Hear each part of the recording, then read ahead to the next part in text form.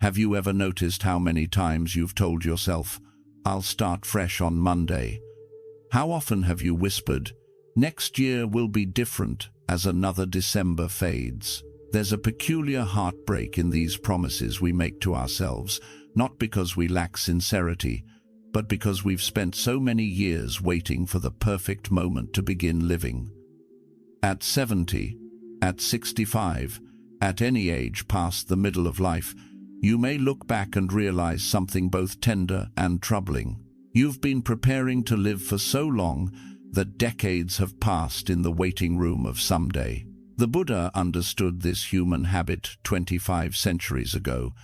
He called it one of the subtlest forms of suffering, not the suffering of pain or loss, but the suffering of postponement.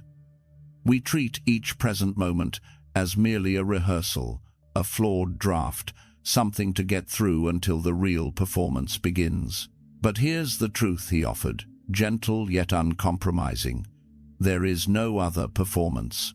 This moment, exactly as it is the only stage you'll ever stand on. The life you've been waiting to begin has been unfolding all along, breath by breath, while you've been busy planning its arrival. The mirage of new beginnings. There's a moment many of us know too well. You wake up on a Monday morning with renewed determination. This week will be different. You'll eat better, move more, call the friends you've been meaning to reach. You'll finally organize those photographs, write that letter, begin that practice you've been postponing. The day starts with promise.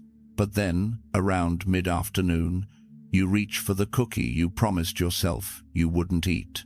Or you skip the walk because your knee aches.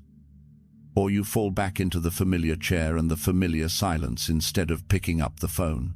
And in that moment, something shifts.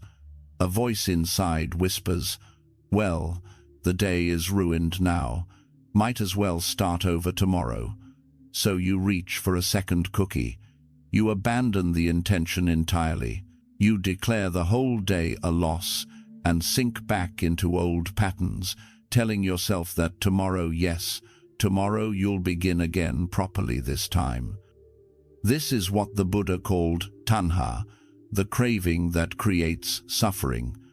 But it's not craving for the cookie itself. It's craving for an idealized future moment when everything will align perfectly, when you'll finally be the person you imagine you should be. Meanwhile, this moment, the one actually happening right now, gets dismissed as damaged goods, unworthy of your full presence or effort. I once spoke with a woman named Evelyn, 73, who described spending decades in this cycle.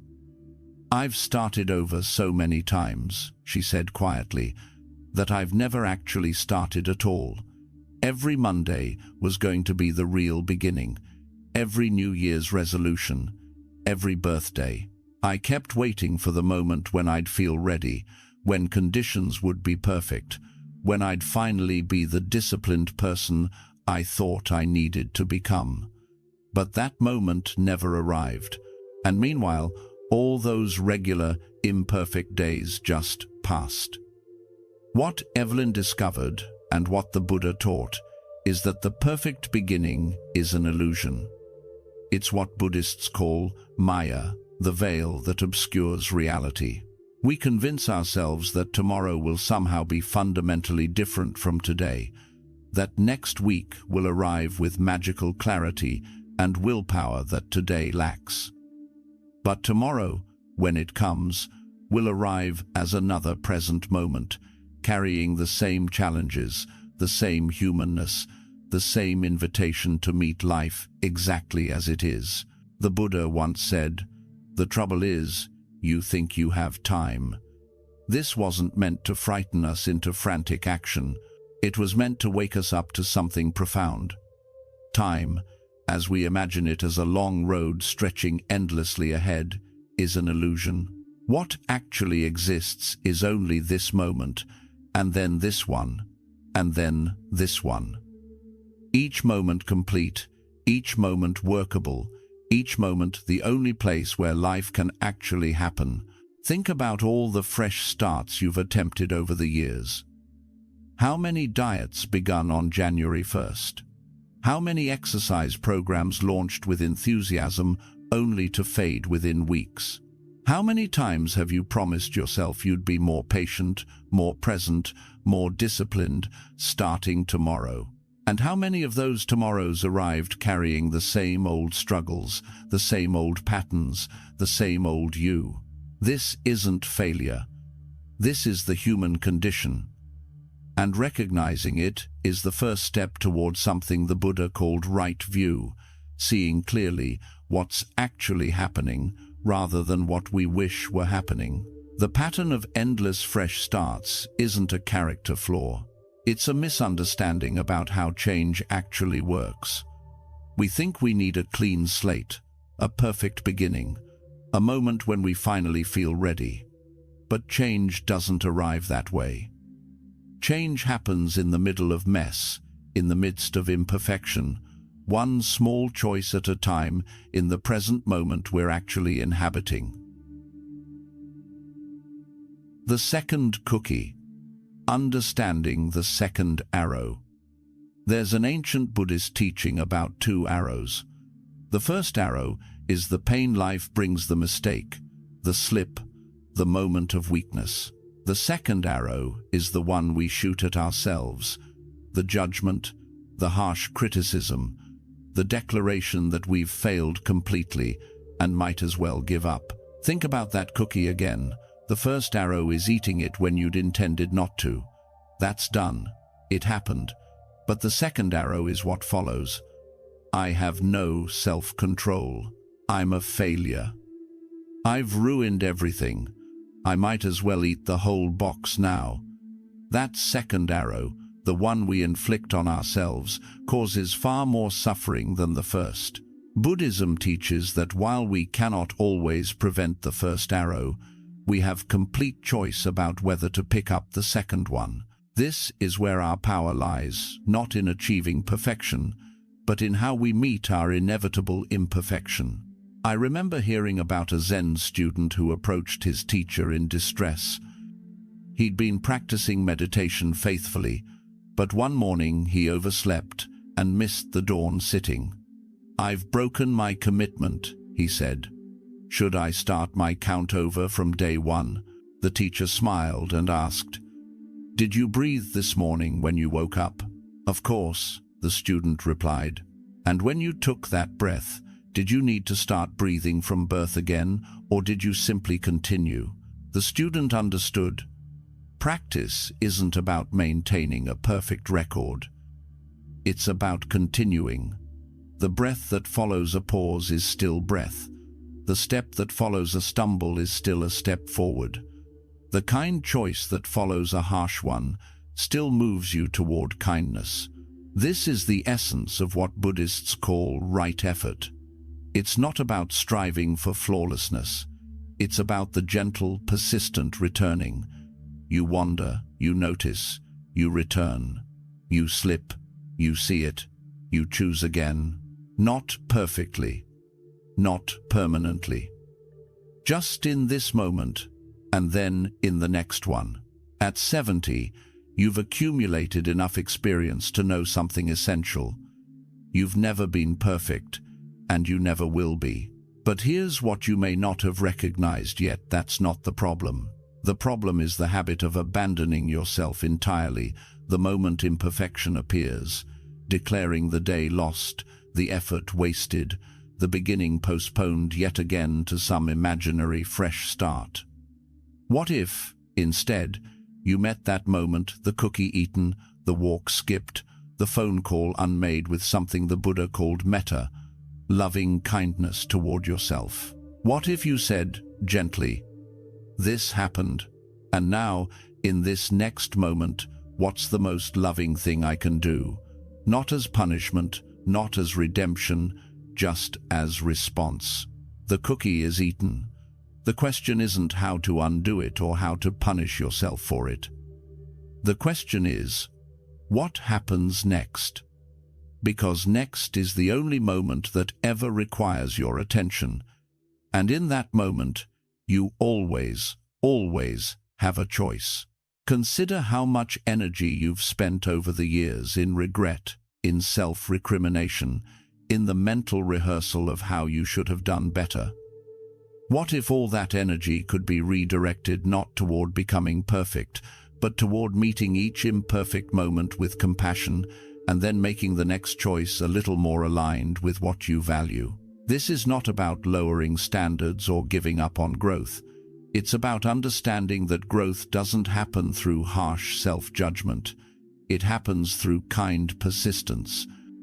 The Buddha taught that we must be like a mother protecting her only child.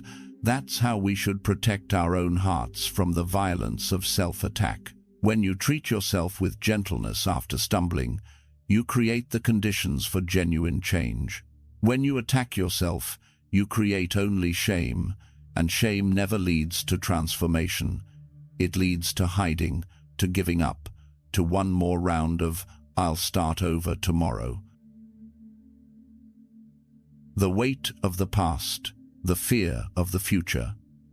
The Buddha taught something revolutionary about suffering. It doesn't actually exist in the present moment itself. Think about that carefully. When you strip away everything except what's happening right now, right this second, most suffering dissolves. Your knee hurts perhaps, you feel tired, but the present moment, in and of itself, is almost always manageable. What makes it unbearable is what we bring to it. We drag the past into now. I've always been this way. I've tried before and failed. I'm too old to change. I've wasted so many years. These thoughts, these stories about what was, transform the simple present into a courtroom where you're simultaneously the accused, the prosecutor, and the judge delivering a harsh sentence. And we project the future onto now. What if I fail again? What if it's too late? What if I can't maintain it? What will others think? How many years do I even have left? These anxieties about what might be turn the present moment into a prison of worry. But here's what the Buddha observed. The past no longer exists except as memory, and the future doesn't exist yet except as imagination. What's real, what's actually here, is only this moment. And when you meet this moment without the weight of regret or the shadow of fear, you discover something startling. It's workable. It's enough. It's even, in its simple ordinariness, quietly beautiful. I met a retired pharmacist named Leonard who described his breakthrough this way. I'd spent years carrying this enormous anxiety about my health. Every ache meant something terrible.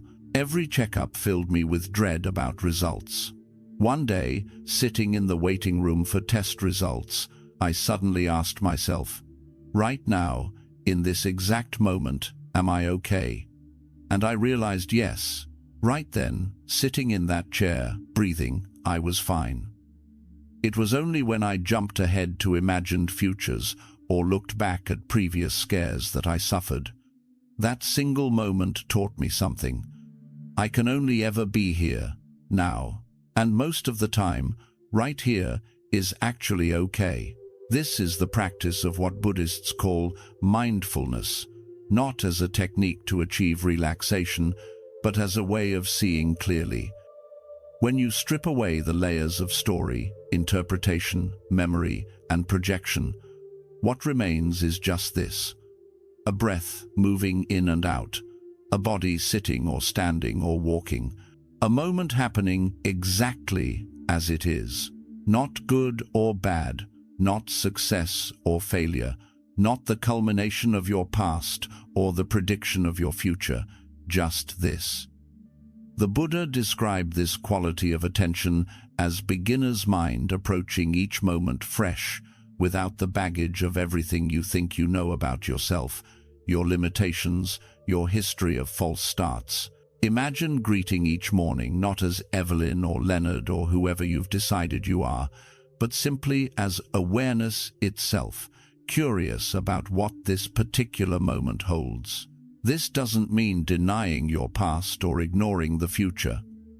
It means recognizing that your power, your choice, your actual life exists only here, in the space between this breath and the next. Everything else is memory or imagination, useful perhaps, but not where you actually live. When you truly understand this, something shifts. The pressure to get everything right today because you've wasted so much time before begins to ease.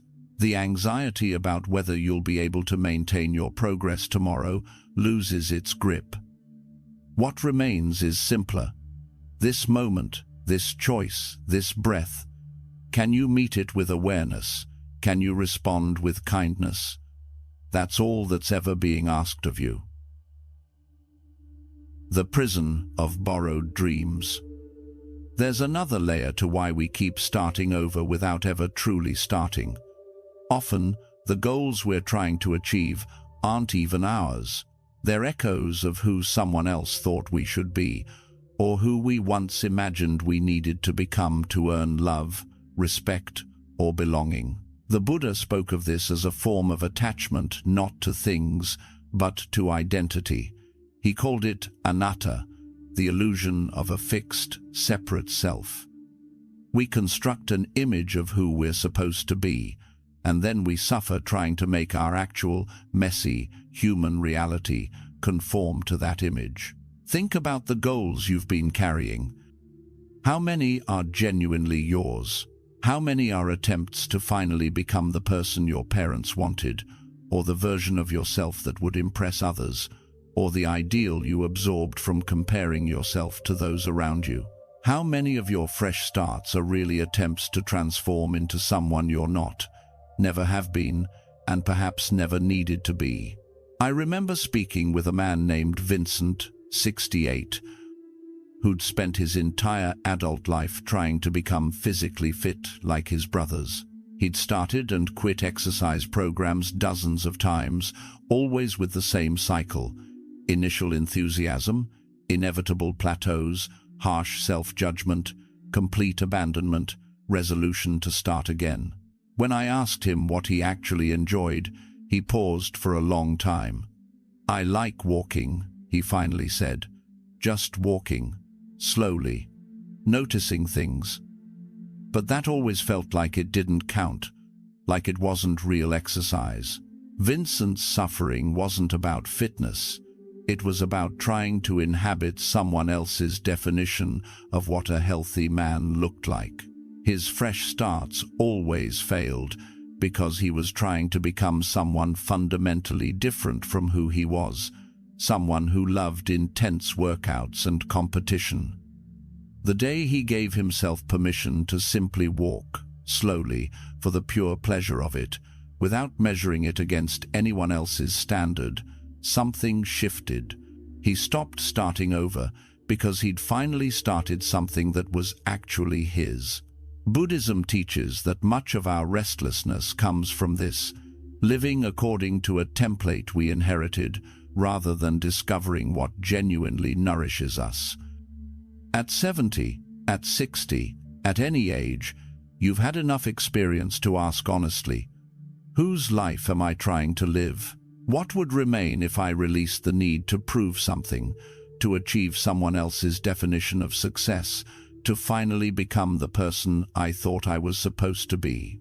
This is where the Dharma offers profound liberation. It asks you to come home to yourself, not to an improved version, not to a perfected future self, but to who and what you actually are, right now, in this moment. Flawed, aging, imperfect, and yet completely whole. The person who exists before you, add all the stories about who you should have been.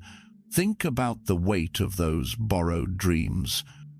How much lighter would you feel if you set them down? How much energy have you spent trying to become someone you never needed to be? And what might you discover about your genuine preferences, your authentic values, your real joy, if you gave yourself permission to stop performing for an imaginary audience? The Buddha taught that true freedom begins with seeing clearly, seeing what's actually true, rather than what you've been conditioned to believe should be true. When you look honestly at your life, at the goals you've been chasing, at the person you've been trying to become, can you distinguish between what's genuinely yours and what you've been carrying for someone else? The continuous present, where life actually lives. Here's what decades of starting over obscure. There is no separation between this moment and the next, between today and tomorrow, between now and someday. Life doesn't arrive in discrete chapters with clean breaks and fresh beginnings. It unfolds as one continuous present moment, each instant arising from the previous one, each choice creating the conditions for the next. The Buddha described this as dependent origination. Everything arises in dependence on causes and conditions. Who you are right now is not separate from who you were a moment ago, and who you'll be in the next moment depends entirely on what you choose in this one. There is no magic Monday that will somehow deliver you into a different reality. Monday will arrive as another present moment, shaped by all the choices you're making now. This isn't discouraging, it's liberating, because it means you don't need to wait for some perfect alignment of circumstances to begin. You don't need to become a different person before you can live differently. You can make a choice right now, in this actual, imperfect, ordinary moment that moves you toward what you value. And then, in the next moment, you can make another choice. And another. A woman named Beatrice once shared with me her revelation about this. At 74, she'd spent years saying she would get her affairs in order, but never actually doing it. She'd start organizing papers, get overwhelmed, abandon the project, and promise herself she'd begin again properly next month. One afternoon, sitting with a cup of tea, she suddenly understood. There would never be a moment when she'd magically possess the energy, clarity, and organization skills she imagined she needed. That perfect moment was fiction, but what she could do was spend the next 10 minutes sorting one single drawer. So she did. The next day, she spent another 10 minutes. Not as part of a grand plan, not as the beginning of a complete overhaul, just as a choice she could make in that moment. It took me 3 months, she said, but I finally got everything organized. Not because I became a different person, but because I stopped waiting to become one. I just kept meeting the present moment with the question, what can I actually do right now? This is the practice the Buddha taught. Continuous, gentle attention to this moment, not dramatic transformation, not willpower and discipline forcing you into a mold. Just showing up, again and again, to the only moment that ever exists, this one, and asking, what's the kind choice here? What's the wise response? What small step moves me toward what I value? You don't need to conquer your whole life. You only need to meet this moment, and then the next, and then the next. Each one complete, each one sufficient, each one the only place where change can actually happen. Consider how different this is from the way you've been approaching change. Instead of waiting for the grand beginning, the perfect conditions, the moment when you finally feel ready, you simply do what you can in this moment. One phone call, one page organized, one kind word, one conscious breath. Not as the first step of a 1,000-mile journey, but simply as the response this moment calls for. And then, when the next moment arrives, you ask again, what does this moment need?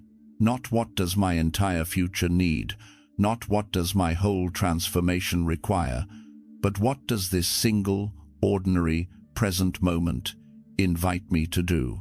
This is how mountains are moved, not through dramatic gestures, but through patient, persistent presence. This is how lives are lived, not through waiting for the perfect time, but through meeting the actual time you have with attention and care. The myth of readiness. How many times have you told yourself, "I'm not ready yet"? How many years have you waited to feel prepared before taking the step, making the call, beginning the practice? There's a deep, often unconscious belief that someday you'll wake up feeling ready, confident, capable, certain, and that's when real life will begin. But the Buddha taught something that might surprise you. Readiness is an illusion. You will never feel completely prepared. The conditions will never be perfect. The fear will never fully disappear. What you're waiting for isn't readiness, it's the absence of fear, the removal of all obstacles, the guarantee of success. And those things never come. True courage isn't the absence of fear. It's taking the step while feeling afraid. True readiness isn't having all the answers. It's being willing to learn as you go. The path doesn't appear before you take the first step. It appears because you take the first step. There's a traditional Buddhist story about a man who wanted to cross a great river. He stood on the bank for years, studying the water, watching the current, waiting until he felt certain he could make it across. But the river kept flowing, conditions kept changing, and he remained on the shore, preparing to begin. Finally, an old monk approached and said, "You're waiting to know what crossing feels like before you enter the water, but you can only learn to swim by swimming." At 70, you've lived long enough to recognize the pattern. How many things have you postponed, waiting for a confidence that never quite arrived? How many conversations, projects, reconnections, or simple pleasures have you delayed because you didn't feel ready? The Dharma asks you to consider, what if the only readiness required is the willingness to meet this moment exactly as it is, with exactly what you have right now? What if being unready, uncertain, even frightened, is perfectly acceptable, and starting anyway is the practice? This doesn't mean being reckless. It means recognizing that growth happens at the edge of comfort, in the territory where you don't yet feel competent or certain. Every skill you've ever developed began with awkwardness. Every relationship you've built started with uncertainty. Every meaningful accomplishment in your life came from taking action before you felt fully prepared. The waiting itself is often the suffering.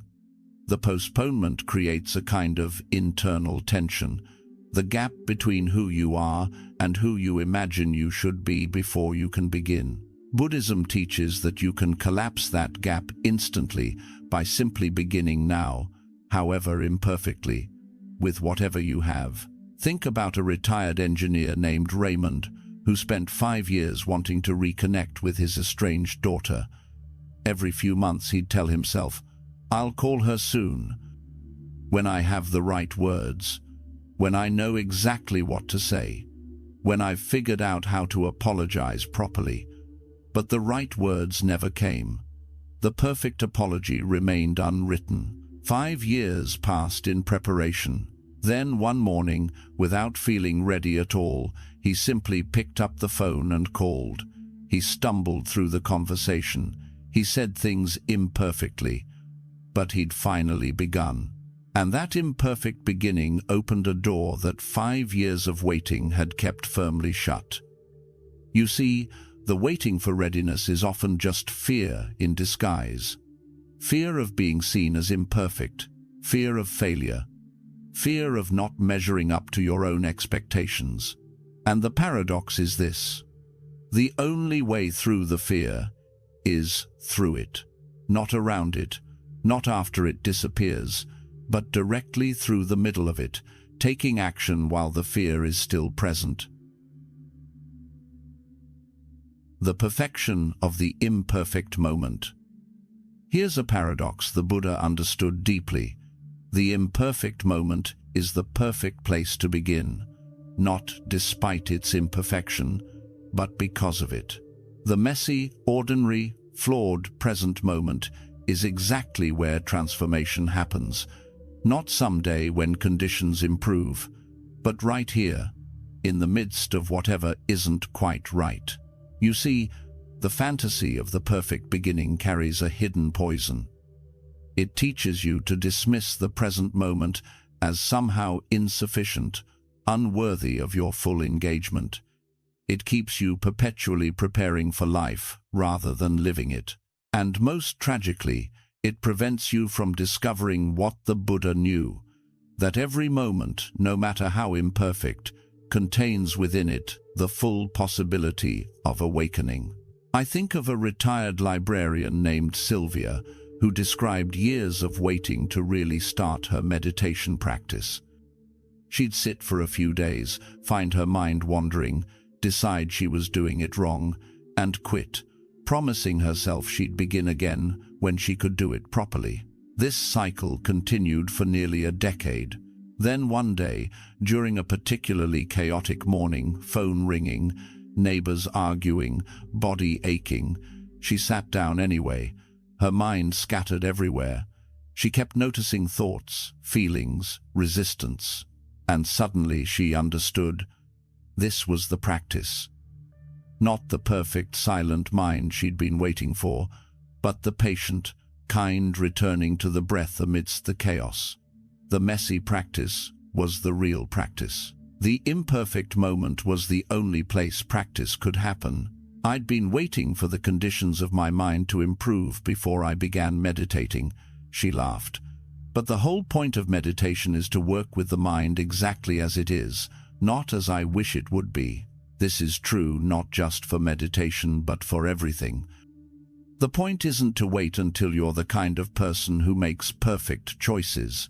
The point is to make the best choice you can right now, and then again in the next moment, and the next, especially when you're scared, uncertain, imperfect. Buddhism calls this practicing with what is.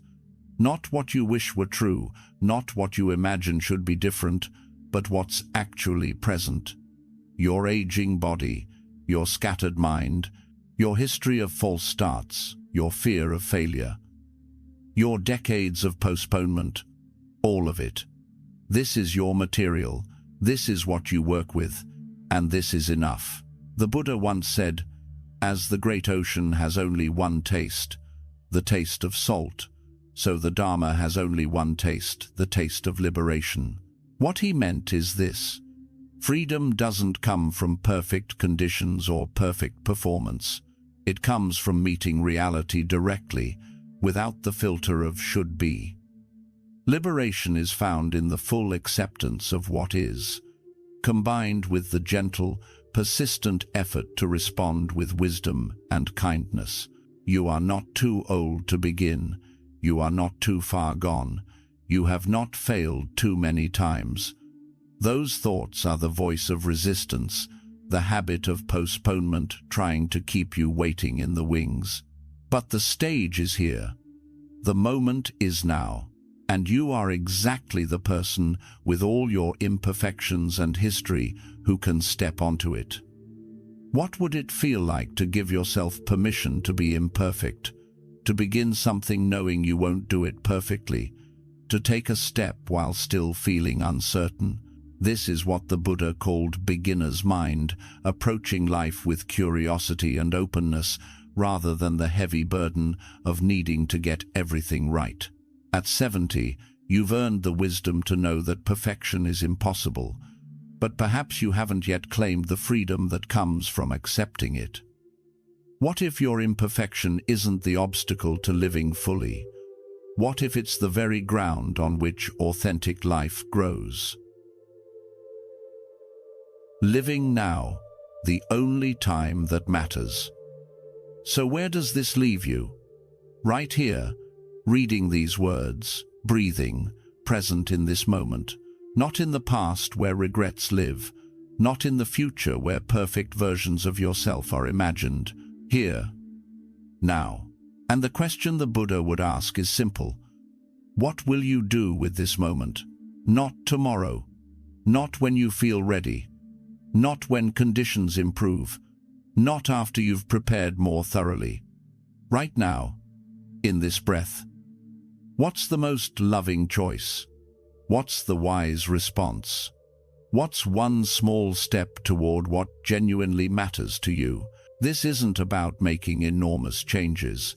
Buddhism teaches that transformation happens through small, consistent choices made moment by moment. It's the direction you face, not the speed you travel, that determines where you arrive. One kind word, one mindful breath, one moment of stopping the cycle of judgment and starting the cycle of compassion. These tiny pivots, repeated, become the path. You've spent so many years waiting for permission to begin, permission from circumstances, from your own readiness, from some imaginary authority who will finally declare you prepared. But here's the truth. The only permission you need is the permission you give yourself, and the only moment you can give it is now. The Buddha spoke of the precious human birth, the rare opportunity to be alive, conscious, and capable of wisdom. At 70, at any age, you still have this. You are still here, still breathing, still able to choose. How many breaths do you have left? None of us knows. But you have this breath, and this one, and this one, each one precious beyond measure, because it's the only moment where life actually happens. Stop rehearsing for someday. Stop preparing to begin. Stop treating this moment as merely a stepping stone to a better one. This is it. This is your life, happening now, in the midst of imperfection and uncertainty and ordinariness. And it's enough. You are enough. Not someday when you've improved, but right now, exactly as you are. The teachings of the Buddha aren't about becoming someone different. They're about waking up to what's already here, to who you already are, beneath the layers of judgment and fantasy and postponement. You don't need to wait until you've transformed yourself to start living. You can live right now, in this moment, with the full acceptance that you'll never be perfect and the full commitment to meeting each moment with the best you have to offer. This message will find you when it finds you. Perhaps it's finding you now, in this ordinary moment, in whatever circumstances you're experiencing. Not because the timing is finally perfect, but because every moment is the perfect moment to begin again, not with grand promises about tomorrow, but with a simple choice made now. So breathe. Feel your body sitting or standing. Notice the life moving through you in this instant. And ask yourself, what's one small thing I can do right now that moves me toward kindness, toward presence, toward what I genuinely value? Not tomorrow. Now. And then, when the next moment arrives, ask again. This is how you begin, not by waiting for the perfect beginning, but by showing up fully to the imperfect moment you're actually in. This is how you live. Not someday, but breath by breath, choice by choice, in the only time that ever exists right now. The Buddha taught that every step of the journey begins and ends with a single step. This step, the one you take in this moment, not perfectly, not with certainty, just with the courage to move forward, even when you're uncertain, even when you're afraid, even when you've started and stopped 1,000 times before. Because here's what matters. You're still here, still breathing, still capable of choosing differently. And that means it's not too late. It never is. As long as you're alive, as long as you have this moment, you have the opportunity to meet it with awareness, with kindness, with the best response you can offer. Think of all the years spent waiting. Not wasted. Nothing is ever truly wasted, but spent in preparation rather than presence. Those years have brought you here, to this moment, with the accumulated wisdom to finally recognize what the Buddha knew. that the waiting itself was the problem, and the solution was always right here, hidden in plain sight, in the present moment you kept dismissing as not quite good enough. What would your life look like if you stopped waiting, not just for a day or a week, but genuinely stopped treating now as merely a prelude to later? What if you met this morning, this afternoon, this evening with your full attention, your full care, as if this were the only moment you'd ever receive? Because in truth, it is. This moment is the only one you can ever inhabit. Every other moment, past and future, exists only as thought, as memory, as imagination. The Buddha once asked his disciples, "If you knew you had only one day left to live, what would you do?" Most answered they would make amends, express love, find peace. And he said, "Then why wait? You have today. Live it fully. You have today. You have this moment, and while you cannot know how many more will follow, you can meet this one with the fullness of your presence, the kindness of your attention, the wisdom of your response. Not perfectly, not dramatically, just fully, honestly. Here, stop beginning, just begin, right here, right now, in this perfectly imperfect moment that is your life, unfolding exactly as it is. The Buddha's final words to his disciples were, "Walk on with diligence. Not someday.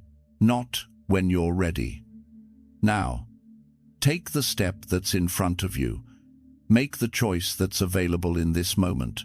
Live the life that's actually happening, not the one you're waiting to begin." This is the teaching. This is the practice. This is the path. And it starts always, only right now.